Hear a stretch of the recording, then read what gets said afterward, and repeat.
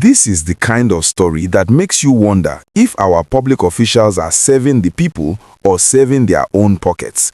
And frankly, the details coming out of the Federal High Court in Abuja today, Wednesday, December 24, 2025, are nothing short of embarrassing for the Bauchi State government. The headline you saw is not just clickbait. It is a summary of a very heated, very dramatic legal showdown that happened just hours ago. We are talking about a sitting Commissioner for Finance, Yakubu Adamu, who is currently in the net of the Economic and Financial Crimes Commission, EFCC, over a staggering 4.65 billion naira fraud allegation. But the real drama isn't just the money. It is the fact that the court had to literally order the EFCC to produce him because they failed to bring him to court not once, but twice. Let's set the scene properly. Justice Emeka Nwite of the Federal High Court was seated. The defense lawyers, led by a senior advocate of Nigeria, Senior Advocate Yakubu Adamu, were ready, but the dock was empty. The man at the center of this 4.6 billion naira scandal, Yakubu Adamu, was nowhere to be found.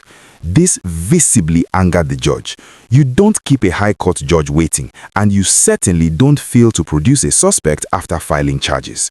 Justice Nwite did not mince words. He looked at the EFCC lawyer, Samuel Chime, and threatened to descend very heavily on him if this repeats itself. He explicitly told the lawyer to go and tell your chairman that the court will not tolerate this lack of diligence. When a judge starts sending messages to the EFCC chairman from the bench, you know the matter has gotten serious. Now, why is the Finance Commissioner of Bauchi State in this mess? The details of the charge are shocking. The EFCC alleges that this fraud didn't even happen while he was commissioner. It reportedly happened while he was the branch manager of Polaris Bank in Bauchi.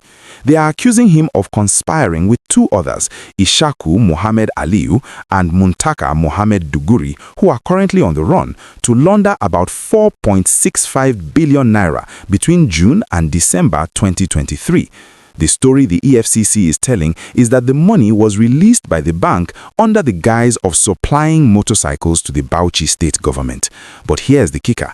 The EFCC says the motorcycles were never supplied. They vanished. The money vanished. And now the man who oversaw that transaction is the one holding the purse strings of the entire state.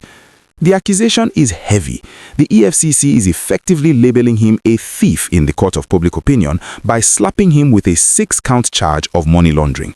They claim he facilitated the conversion and concealment of these funds, routing them through third-party accounts and companies like Ayab Agro Products and Freight Company Limited. It paints a picture of a sophisticated looting operation where funds meant for development were siphoned off into private pockets. And remember, this is 4.6 billion naira we're talking about. In a state like Bauchi, that amount of money could build schools, equip hospitals, or fix roads. Instead, it went into ghost motorcycles. But the Defense Counsel dropped a bombshell in court today that adds a whole new layer to tragedy to this story. Chief Yakubu Adamu, the SAN representing the commissioner, stood up and told the court that because Yakubu Adamu has been in detention, over 60,000 workers in Bauchi State have not been paid their salaries. Can you imagine that? It is Christmas Eve, December 24, and 60,000 families are reportedly hungry because the man who signs the checks is sitting in an EFCC cell. The lawyer argued that the commissioner is critical to the state's survival and pleaded for his bail so that governance wouldn't grind to a halt. It is a classic Nigerian dilemma. Do you keep a suspect in jail to ensure justice, or do you release him so the state doesn't collapse? The EFCC's excuse for not bringing him to court was that they wanted to amend the charges to include the other suspects who are currently at large. They claimed these other guys wrote to them saying they would honor the invitation, so the EFCC wanted to wait and arraign everyone together. But the judge wasn't buying it. Justice Nwite called it unfair and unprofessional. He questioned why they would file a charge if they weren't ready to proceed.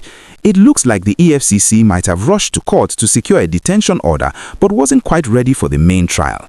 This procedural blunder has now given the defense ammunition to claim their client is being persecuted unnecessarily. I want to pause here for a second and ask you a serious question. Do you think it is right for an entire state's workforce to suffer because one man is detained? Should the payment of salaries depend so heavily on a single individual? Let me know your thoughts in the comments below. And please, if you're finding this breakdown insightful and you want to keep getting the real news without the filters, smash that like button right now. It helps us grow. And if you are not subscribed yet, please click that subscribe button and turn on the notification bell. We will be following this case when it resumes on December 30th, and you don't want to miss the update. The political implications of this are massive for Bauchi Governor Bala Mohammed. Having your finance commissioner dragged to court for alleged bank fraud is bad optics. It raises questions about the vetting process.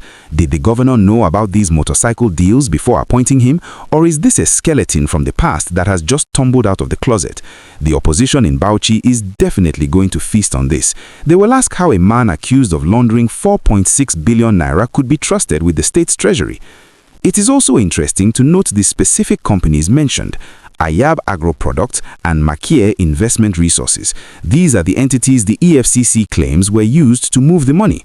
It shows that the agency has done some homework, tracking the money trail from the bank to these corporate accounts. The fact that the EFCC is confident enough to list these companies as defendants means they likely have bank statements and transaction logs. This isn't just hearsay, it is a paper trail trial. So, where do we go from here? The court has adjourned the case to December 30th, 2025. That's just a few days before the new year. The judge has ordered the EFCC to produce him on that date by all means.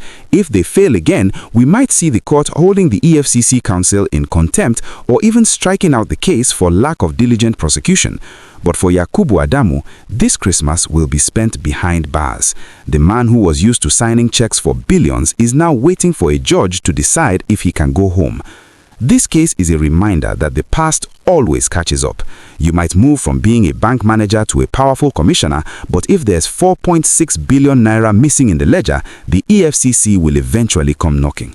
The ghost motorcycles that never arrived might just be the vehicle that drives him to a long prison sentence if he is found guilty. We will be watching closely on December 30th. Will the EFCC finally bring him to court? Will the other suspects surface? And most importantly, will the Bauchi workers get their pay? Stay tuned.